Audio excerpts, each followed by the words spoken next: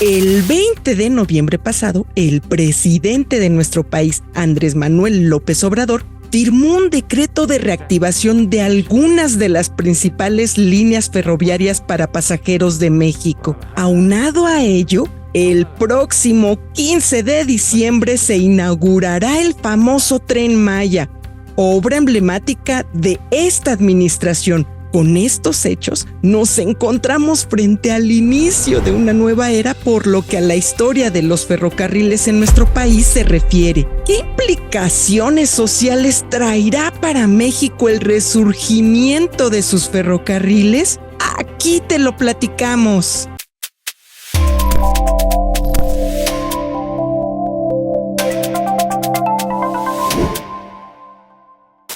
Si ustedes tienen menos de 40 años de edad, probablemente las palabras ferrocarriles mexicanos no les diga nada. Por otro lado, si ustedes son jóvenes, lo más probable es que los únicos ferrocarriles a los que se hayan subido sean los vagones del metro o los vagones del tren ligero o los vagones del suburbano. Si ustedes, mis queridos videoescuchas, no viven en la Ciudad de México, Monterrey o Guadalajara, probablemente no sepan lo que es abordar un ferrocarril. Si tienen menos de 40 años, les resultará difícil creer que nuestro país ostentó una de las redes ferroviarias más grandes de América Latina. Así es. Si México era un país surcado por trenes, seguramente ustedes se estarán preguntando,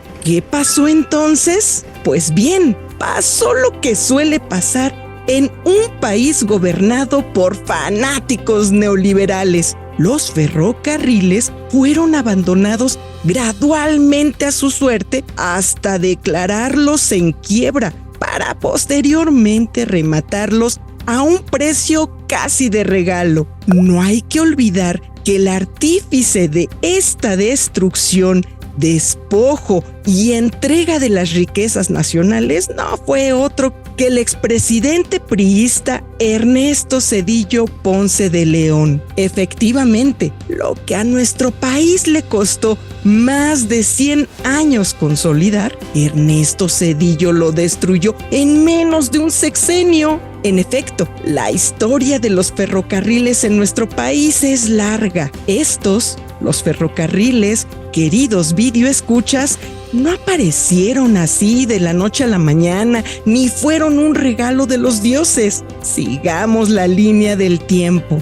Ya desde la década de 1830, el presidente Anastasio Bustamante otorgaría las primeras concesiones al capital extranjero destinadas a la construcción de un sistema ferroviario capaz de impulsar el desarrollo económico de la naciente república. A pesar de ello, no sería sino hasta 1873, es decir, 43 años después, que el presidente Sebastián Lerdo de Tejada inauguraría la primera ruta ferroviaria terminada del país. Nos referimos a el ferrocarril México-Veracruz. Desde su inicio, prácticamente la totalidad de los ferrocarriles nacionales serían construidos y operados por capital extranjero, principalmente por capital inglés. El mayor impulso al desarrollo de los ferrocarriles en México no hay que olvidar que se daría durante el Porfiriato. Para 1910, la red ferroviaria de nuestro país superaría los 24,000 kilómetros de vías férreas. En 1937, el general Lázaro Cárdenas nacionalizaría esta industria y en 1938 surgiría la paraestatal Ferrocarriles Nacionales, también conocida como ferronales. La funcionalidad de los ferrocarriles nacionales se mantendría hasta mediados de la década de los años 90 del siglo pasado. Muchos de nosotros tuvimos incluso la oportunidad de abordar algunos de estos trenes en la antigua estación de Buenavista de la Ciudad de México. Un boleto trayecto de la Ciudad de México al puerto de Veracruz costaba lo que hoy sería aproximadamente 20 pesos. Eso sí, el trayecto se cubría a lo largo de 12 horas. Estos ferrocarriles atravesaban muchas localidades pequeñas, de ahí que los recorridos durasen tanto tiempo. No obstante, los ferrocarriles resultaban ser muy apreciados en estas comunidades, al ser la principal vía de comunicación de las mismas a un precio muy económico. Para 1994, Carlos Salinas de Gortari inicia la privatización de los ferrocarriles nacionales. Sin embargo, sería hasta el sexenio de Ernesto Zedillo que esta industria nacional terminaría por ser rematada a los capitales extranjeros, principalmente a los capitales estadounidenses.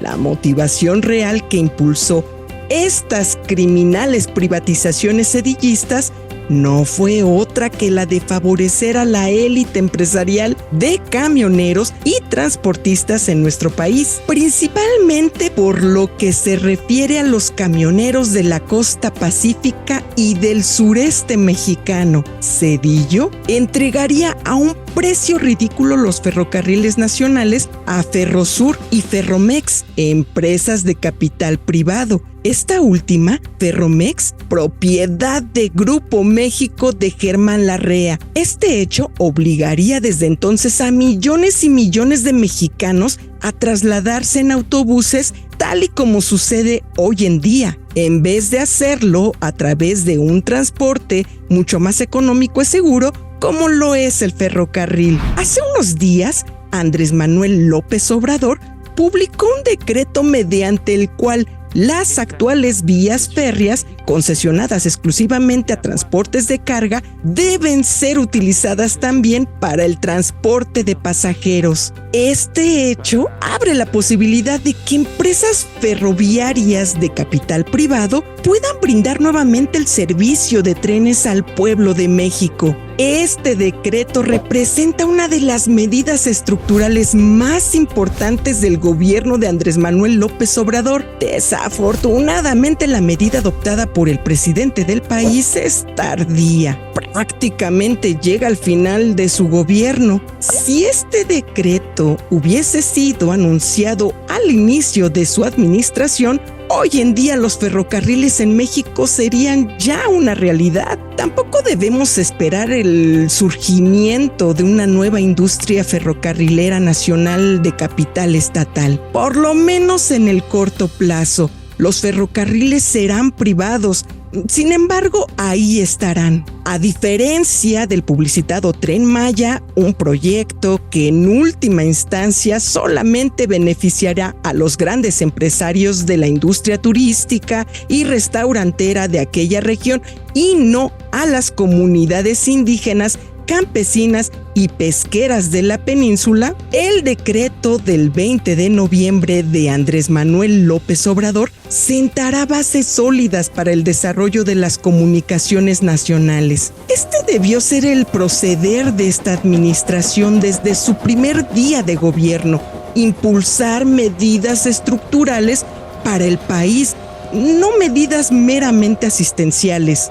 Desafortunadamente, la renovación del sistema ferroviario nacional no irá acompañada de sendas órdenes de aprehensión en contra de quienes arruinaron criminalmente la economía del país. En este caso, Ernesto Zedillo y todos sus colaboradores.